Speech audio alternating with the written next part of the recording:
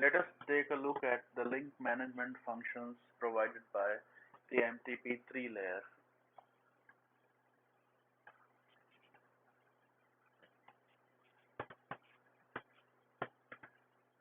Link management functions.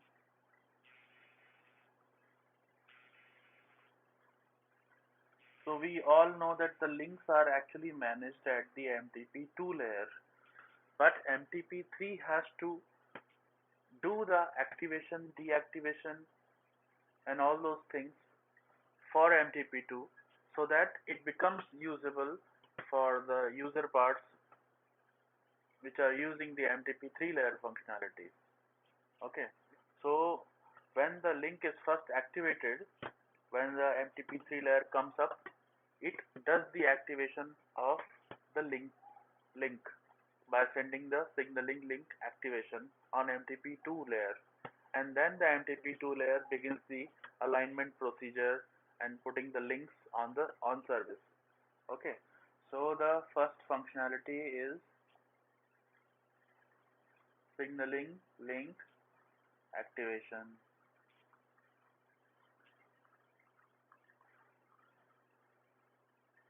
So in signaling link activation, MTP3 layer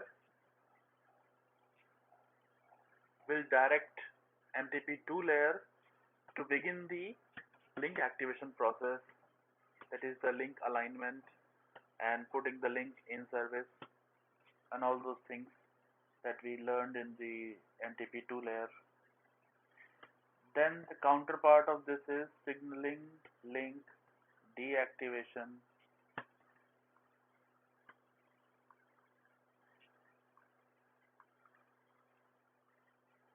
So when there is lot of error found on the signaling link, it can be put into deactivation by the MTP3 layer. Then the signaling link restoration.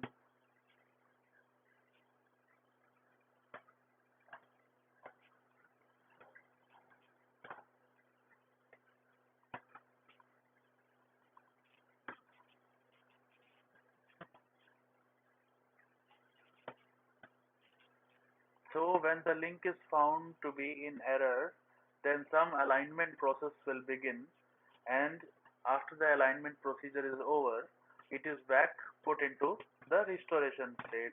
So that restoration is also performed by the MTP3 layer.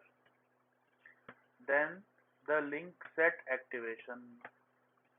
Link set activation is actually, link set is basically set of links. So in order to activate each and every link in the link set, the first process that is to be completed is the activation of the link set itself. So when the link set is activated, after that activation process on each and every link in that link set will start, and everything and all those activations will happen in parallel. Now in order to do the link activation, the signaling link activation, there are two messages which are defined in the MTP3 layer. First is the signaling link test message. Signaling link test message.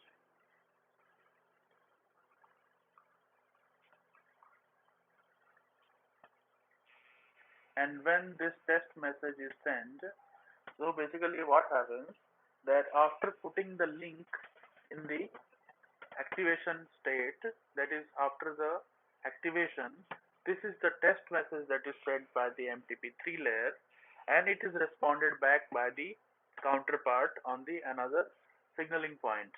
So when signaling link test message is sent, it is responded back by the other party using signaling link acknowledgement. Signaling link test acknowledgement. Okay, so if there is SP1 here SP2 is there. So after the MTP2 layer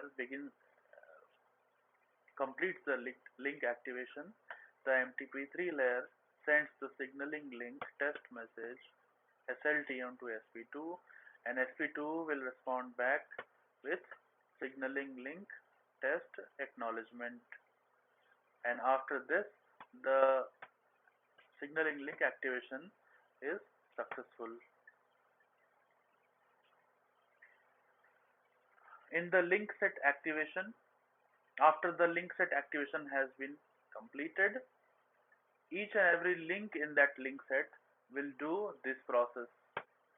So if there are 10 links in that link set, then on all the 10 links, signaling link test message will be sent, and it will be responded back by the other party using signaling link test acknowledgement. And all those SLTM and SLTA will be transferred and received in parallel. Okay. Now there is a process of dynamically moving the link from one link to another link set. Okay, so suppose there are two link sets, link set 1 and link set 2. Okay, now it may so happen that the link set 1, all the links in the link set 1 has gone unavailable because of some error. Then it is possible by some systems to dynamically move some of the links from link set 2 to accommodate in this one. Okay, generally this happens when a certain percentage or certain number of links in the link set goes unavailable.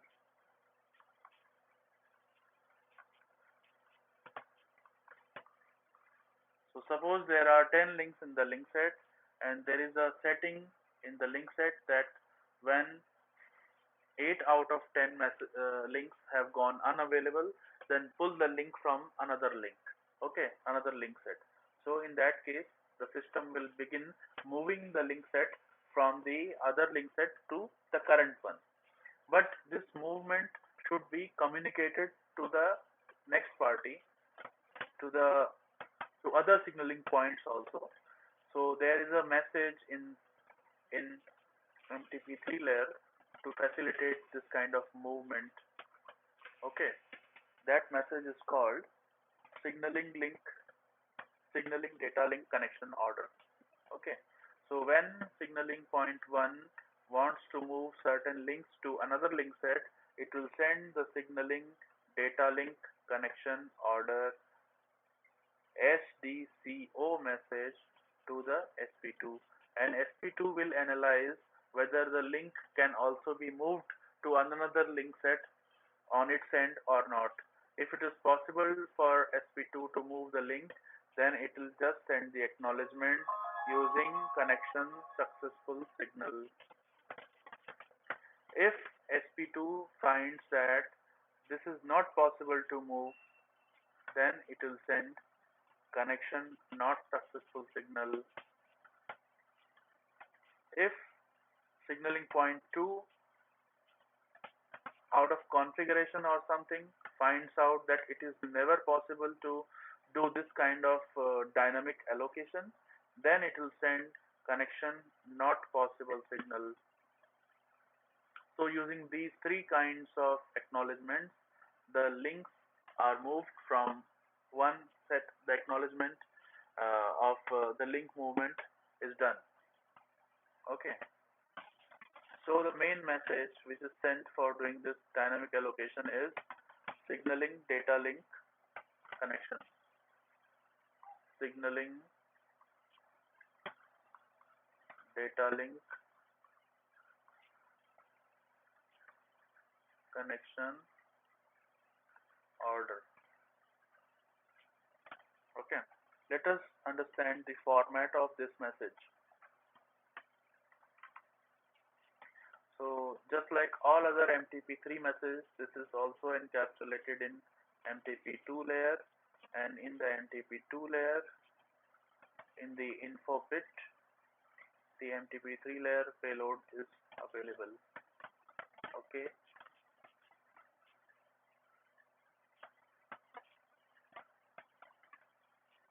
So first 4 bits, they are spare,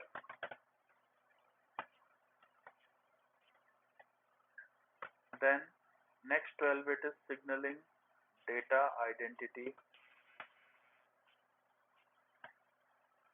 then H1 is there and H0 is there. After that, the routing label and service information. Okay. RL and service information is pretty standard in every MTP3 message. It has the OPC and DPC and signaling link set, and SI is the user part related information. But the main part of this message is HDI, which is the information containing the movement of particular link from one link set to another link set. So this is the main information which is carrying the dynamic allocation of link set. H0 is fixed to 1000 and H1 is fixed to 0001. Now when this message HDCO, signaling data link connection order, when this is acknowledged by the other party,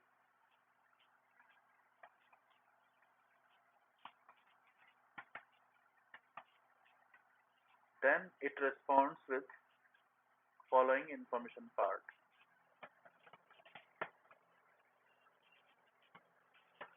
In the acknowledgement, there is H1, H0, and the routing label and the SI. Okay. The H1 and H0 itself has the acknowledgement. H0 is fixed to 100, but H1 has three possible values.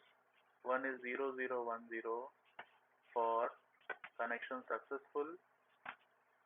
Another is 0011 for connection not successful, and 0100 for connection not possible. Okay, so this is the request part and this is the response part. So that's all about the link management function from MTP3 layer.